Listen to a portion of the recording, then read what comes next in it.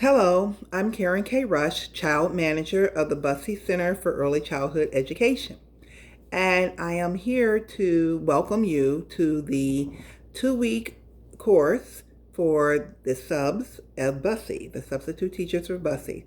First of all, I'd like to thank you for tuning in. And I want to thank you for all that you do to help support the teachers and the children and the staff here at the Bussey Center. And we hope that everything is going well with you and you're keeping healthy during this time of crisis that we're having and doing what you need to do to keep yourself safe and healthy. We are providing this course to you for these next 2 weeks, which will be Monday through Friday for the next 2 weeks here in March, going through March 27th to April 4th, I believe. Yes, April 4th. So we are excited about it because we get a chance to share with you some more detailed information about the high scope curriculum, which is what we use at the Bussey Center for Early Childhood Education, because we are an accredited high scope center. So we are going to have that. So you should have received your syllabus along with this video that you're seeing. And today we're doing active learning. Also the handouts that we also have sent you.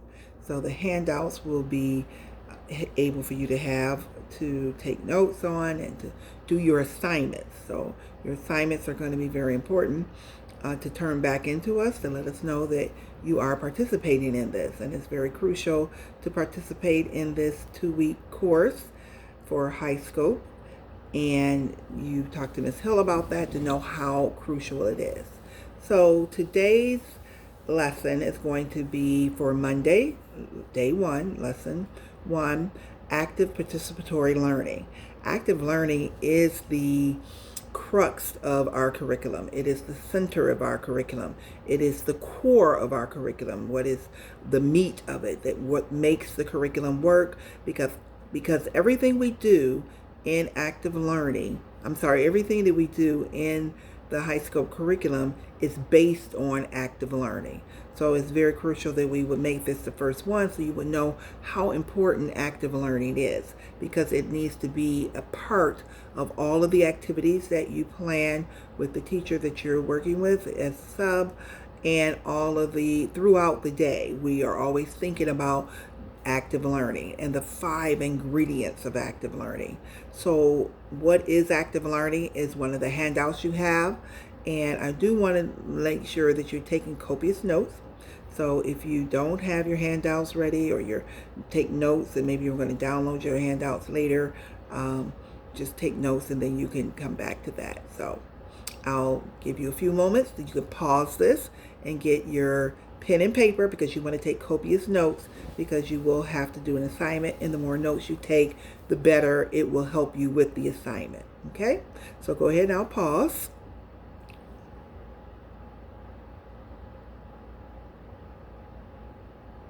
Okay, all right, so now what we're going to talk about today are the 5 ingredients. 1, 2, 3, 4, 5.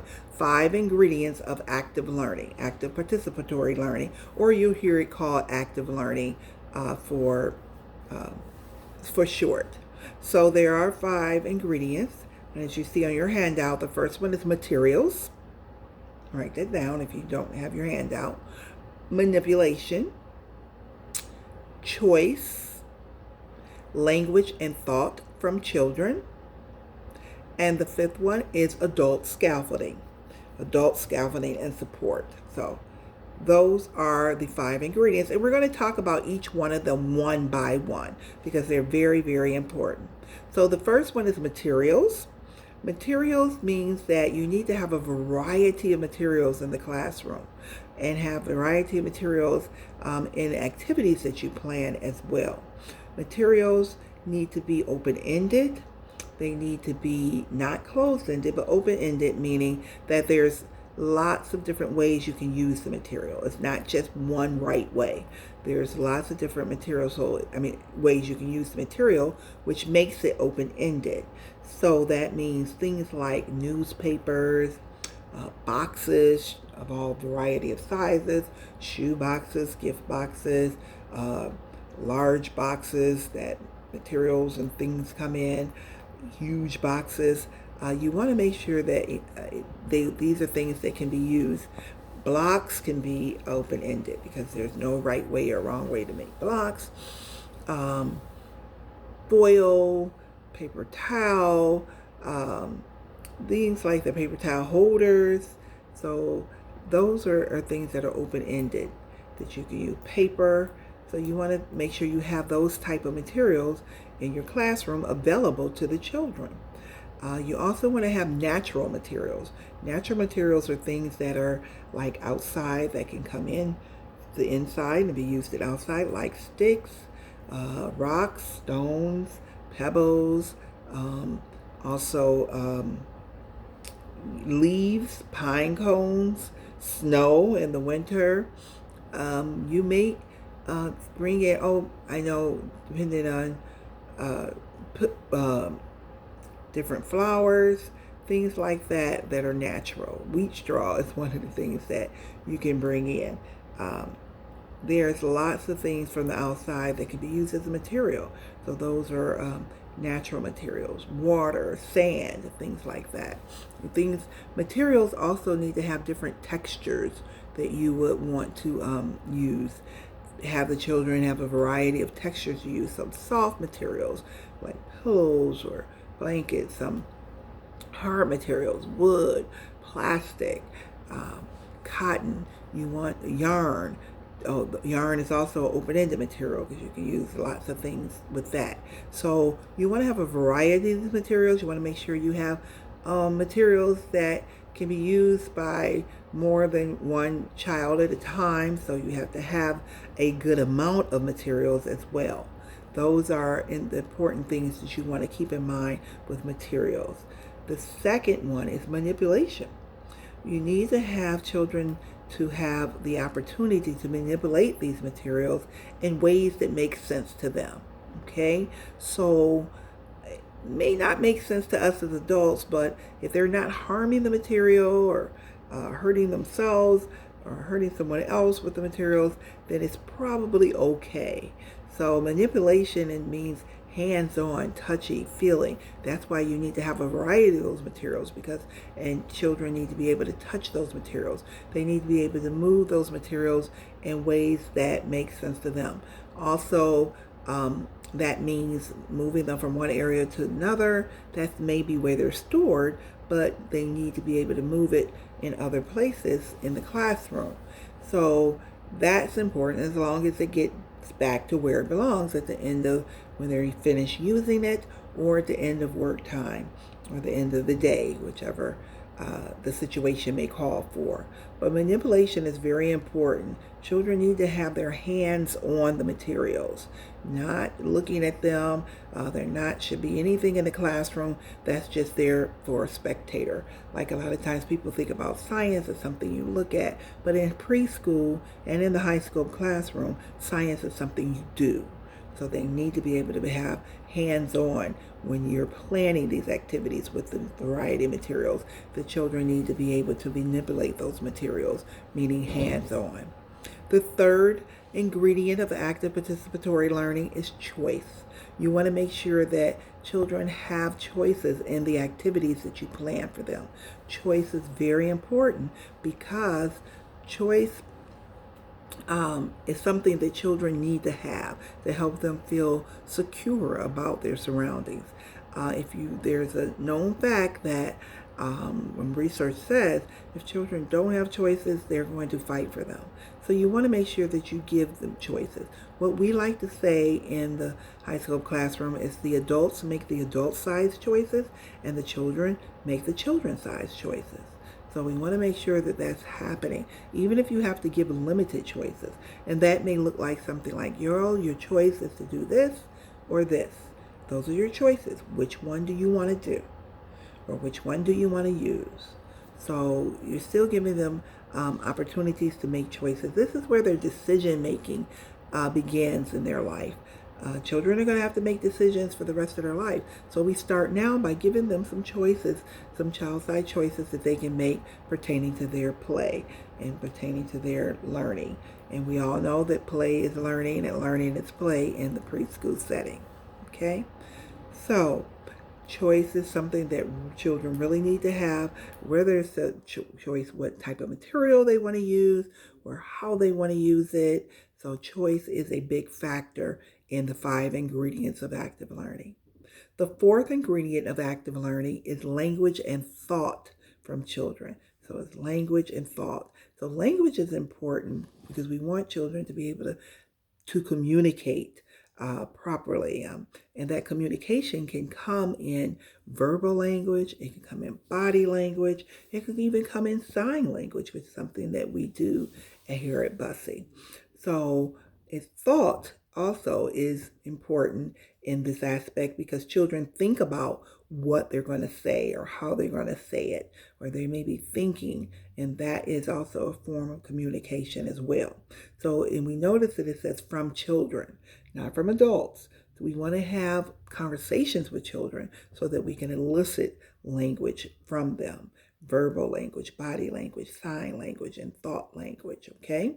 So that's important. So you want to have children to be able to talk about what they're doing in these activities, these active learning activities, to be able to have conversations about what they want to do or what they're doing and how they're doing it. So that's important as well. Materials, manipulation, choice, language, and thought for children, from children. And the last one is a very, very important one. It's adult scaffolding and support. So we want to make sure that the adults in the classroom, which are you, the teachers, other parent volunteers that we have, that they are helping to support children where they are by using adult scaffolding. And scaffolding is a term that we use where we help build children up, where we help them move to the next level. But we do that by supporting them where they are right now, because we don't want to get into a situation where we're pulling children or pushing children too quickly before they're ready. This is preschool, and they have the rest of their lives to be in school. They have 12 more years of this. Let's not turn them off from it right now. So adult scaffolding, the word scaffolding means to support. So when you think about buildings that you see going up, and what's around those buildings are the scaffolding. And that's what support the building while it's being built. So think about that with the children. We are supporting the children while they're growing up, while they're learning. So what that means is we start with where they are, with what they know, and then we move a little to the next step. We go edge to the next step, and when they're ready, they'll move. If they're not ready, go right back to where they are. And then you see, okay, they got that. You want to move another step up, and then they'll come back. They'll come to that step. If not, go back to it. But it's done in increments. It's not going from here to here, but it's going from here to here. And we're helping the children by looking at what they can do, what they can do, and we focus on that. We focus on what they can do so we can help them move to the next step, and they can do that as well. And then when they're ready, they'll go to the next step. And we're right there with them, so we'll know. We'll know because we're right. We're not here trying to pull them here. We're right here with them. Okay? So that is important. Those are the 5 ingredients of active learning. And how do we do the scaffolding? I want to go back to scaffolding. We do that by asking those open-ended questions, by asking those thought-provoking questions, getting children to think about what they're doing, think about where they are in the process.